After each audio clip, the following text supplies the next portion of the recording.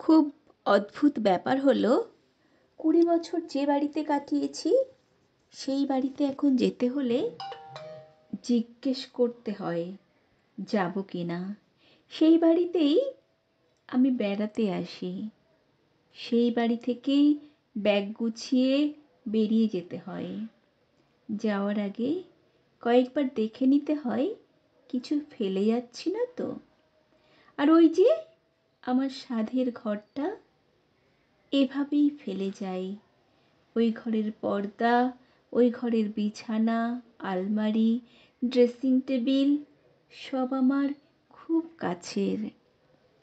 এই ঘরে এলে আমি চেনা গন্ধ পাই। প্রতিটা কোণ আমার আহ্লাদে আটখানা হয়ে আছে। আগে আমি গোছাতাম না, এখন এসে দেখি মা পরিপাটি করে গুছিয়ে বন্ধ করে রেখে দিয়েছে। না হয় ছোট ভাই বোনেরা থাকে। কত রাত জেগে কাটিয়েছি এই ঘরে, বন্ধুদের সাথে কত গোপন আলোচনা সাক্ষী এই ঘর। আমার কত কান্না, কত অভিমান, রাগ দেখেছে এই ঘর।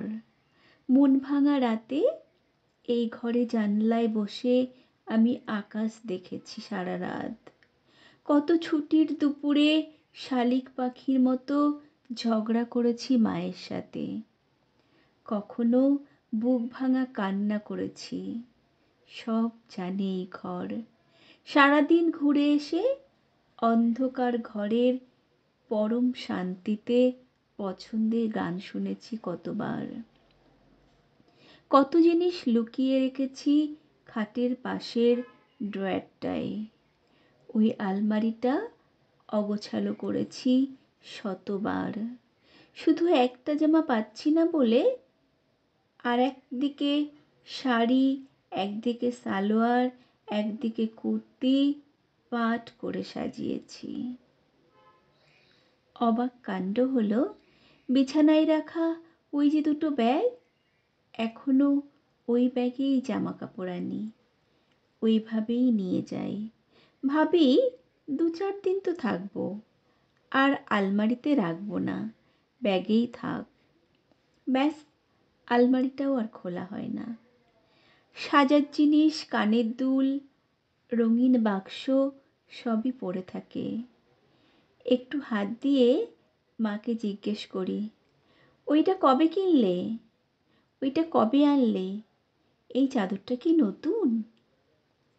যখন যাওয়ার সময় বর নিতে আসে, হাসি মুখে আর বলে, কতদিন পর বাড়ি ফিরবি?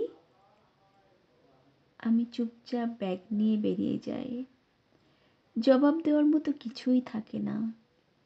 হ্যাঁ, আমি জানি ওই বাড়িতেও আমার একটা ঘর আছে, মা বাবা আছে, সবাই আমার জন্য অপেক্ষা করছে ও বাড়িতে। তাও এই ঘরের মায়া কাটে না। প্রতিবার যাওয়ার সময় পিছন ফিরে তাকাতে পারি না। সংগৃহীত, কণ্ঠে আমি সুমিত্রা হালদার।